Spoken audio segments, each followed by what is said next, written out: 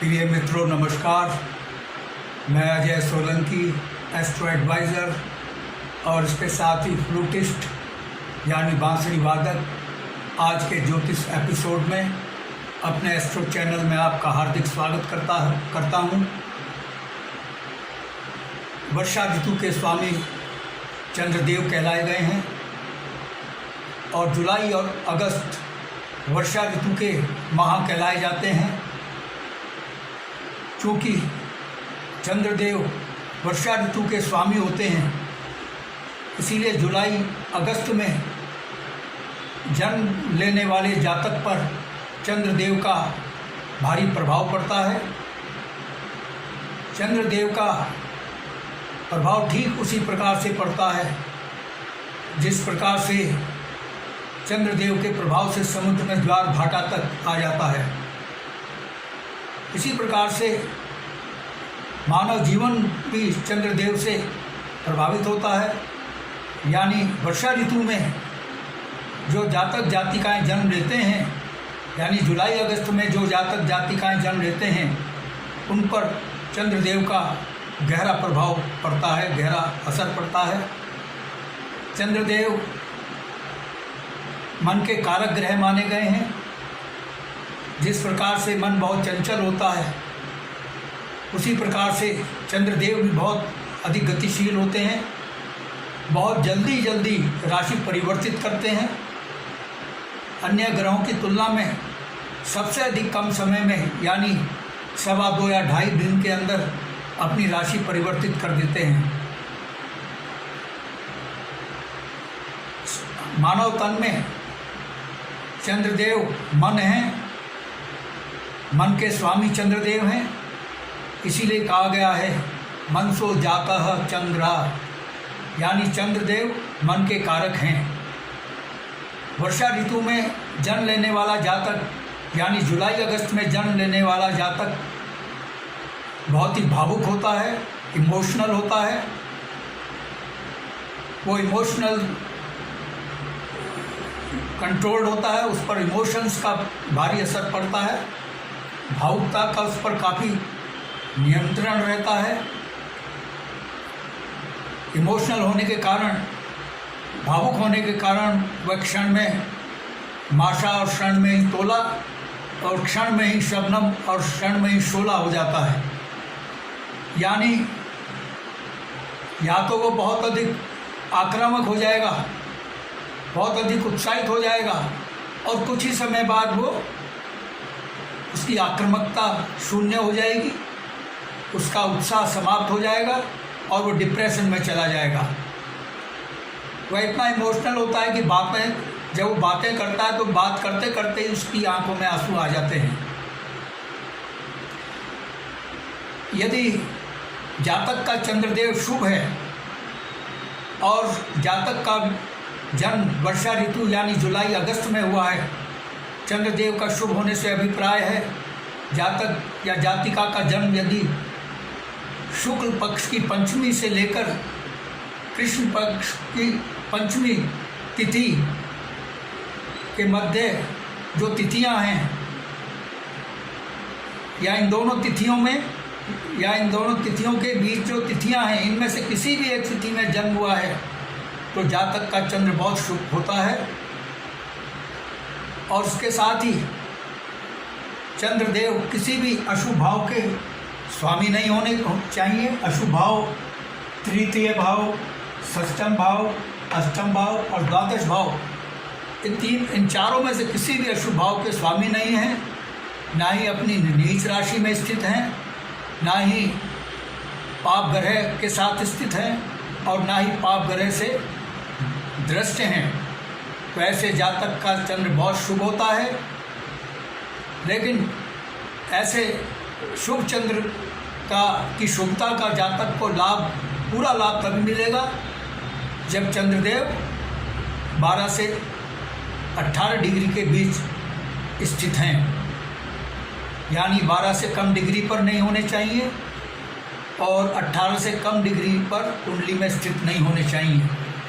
तो ऐसे जातक को शुभ चंद्र की शुभता का भरपूर लाभ मिलेगा। ऐसा जातक इमोशनली स्टेबल होता है, या तो वो भौतिक जगत का सिरमौर होता है, भौतिक जगत में बहुत उन्नति करता है, जिस क्षेत्र में होता है वो भौतिक जगत में वह उस क्षेत्र की बुलंदी पर होता है। ऐसे जातक की माता का स्वास्थ्य बेहतर होता है, उसकी माता दीर्घायु होती है, उसके माता से बेहतर संबंध होते हैं, और माता पिता से ऐसे जातक को विरासत में काफ़ी धन संपत्ति प्राप्त होती है। जिस जातक के चंद्र शुभ हैं उस जातक के पास भूमि, भवन, वाहन यानी भौतिक सुख सुविधाओं की कोई कमी नहीं होती। ये सुख सुविधाएं उस पर प्रचुर मात्रा में होती है।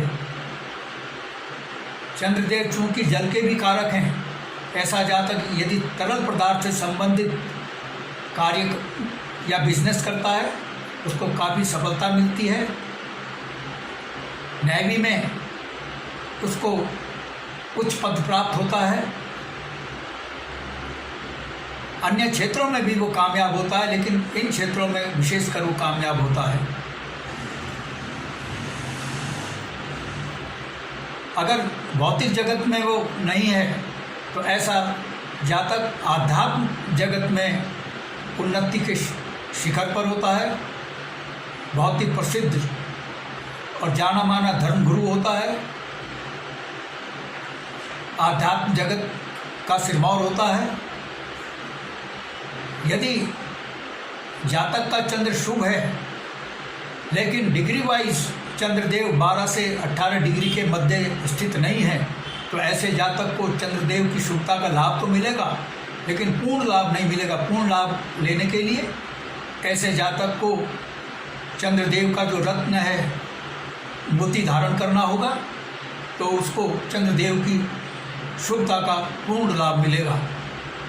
यदि जातक का चंद्र अशुभ है, चंद्र का अशुभ होने से अभिप्राय है यदि जातक का जन्म शुक्ल पक्ष की पंचमी तिथि से लेकर कृष्ण पक्ष की पंचमी तिथि के बाहर किसी भी तिथि में हुआ है तो ऐसा जातक का चंद्र क्षीण कहलाता है, कमज़ोर कहलाता है। और उसके साथ ही यदि जातक का जन्म वर्षा ऋतु में हुआ है, जुलाई अगस्त में हुआ है, और चंद्रदेव तृतीय, षष्ठम, अष्टम, द्वादश जो 4 अशुभ भाव हैं, इनमें से किसी भी भाव का स्वामी हैं या नीच राशि में स्थित हैं या पाप ग्रह से दृष्ट हैं या पाप ग्रह के साथ स्थित हैं, विराजमान हैं, तो ऐसे जातक का चंद्र अशुभ होता है।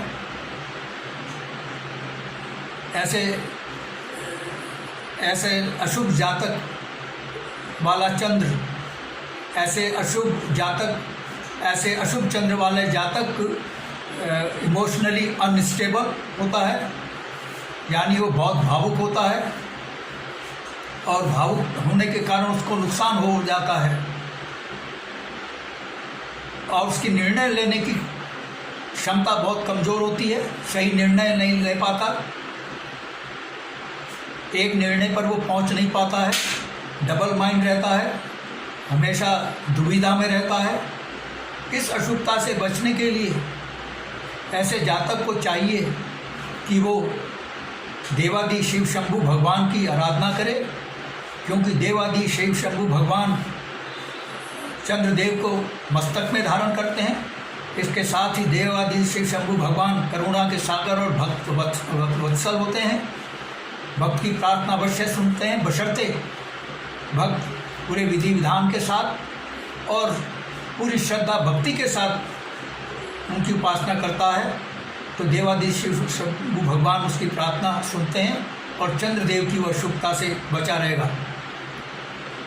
यदि जातक का जन्म वर्षा ऋतु में हुआ है, जुलाई अगस्त में, और उसका चंद्र शुभ है और साथ में मंगल देव भी शुभ है, यानी मंगल देव ना तो नीच राशि में स्थित हैं और ना ही किसी भी अशुभ भाव में स्थित नहीं है, 3, 6, 8, 12 में से किसी भी अशुभ भाव में स्थित नहीं है, ना ही इनके स्वामी हैं और ना ही पाप ग्रह से दृष्ट है, ना ही पाप ग्रह के साथ विराजमान है। तो ऐसे जातक को सोने में सुहागा जैसी स्थिति होती है। लेकिन मंगल देव 12 से 18 डिग्री के बीच मध्य स्थित नहीं है, तो ऐसे जातक को मंगल देव की शुभता का भरपूर लाभ नहीं मिलेगा। लाभ तो मिलेगा लेकिन पूर्ण लाभ नहीं मिलेगा। पूर्ण लाभ लेने के लिए उसको मूंगा रत्न धारण करना होगा। कहने का अभिप्राय है मित्रों, वर्षा ऋतु में जन्म लेने वाले जातक का जन्म यदि शुभ चंद्र की स्थिति में हुआ है तो ऐसा जातक या तो भौतिक जगत का सिरमौर होता है, भौतिक जगत में उन्नति के शिखर पर होता है, या आध्यात्मिक जगत का सिरमौर होता है, आध्यात्म जगत में उन्नति करता है। मित्रों, यदि मेरा एपिसोड आपको पसंद आया है, I request you to please subscribe my channel. मेरा चैनल सब्सक्राइब करने से आपको 2 फायदे होंगे, क्योंकि मैं एस्ट्रो एडवाइज़र के साथ साथ फ्लूटिस्ट भी हूँ। इसी फ्लूटिस्ट होने के नाते मैं बांसुरी सिखाने के फ्लूट ट्यूटोरियल इसी एस्ट्रो चैनल में डालता हूँ, और इसके साथ ही बॉलीवुड के सुपरहिट गाने, भक्ति संगीत, भक्ति गीत, देशभक्ति के गीत और एवरग्रीन सुपरहिट बॉलीवुड के गाने अपनी बांसुरी से बजाकर बैकग्राउंड म्यूज़िक के साथ अपने स्टूडियो में शूट करके उसका वीडियो इसी एस्ट्रो चैनल में डालता हूँ। मेरे चैनल का आपको भरपूर लाभ मिल सके, I therefore request you once again to please subscribe my channel. यदि आपके मन में कोई प्रश्न या क्वेरी है तो आप कमेंट बॉक्स में कमेंट कर सकते हैं, और यदि आप अपनी लग्न पत्रिका या जन्म कुंडली की एनालिसिस कराना चाहते हैं तो आप अपने प्रश्नों के साथ अपनी बिल्कुल सही जन्म तिथि, जन्म समय, जन्म स्थान मेरे व्हाट्सएप नंबर 9411769698 पर भेज सकते हैं। मैं आपके प्रश्नों का तुरंत उत्तर दूंगा। बस आज इतना ही मित्रों, धन्यवाद, नमस्कार।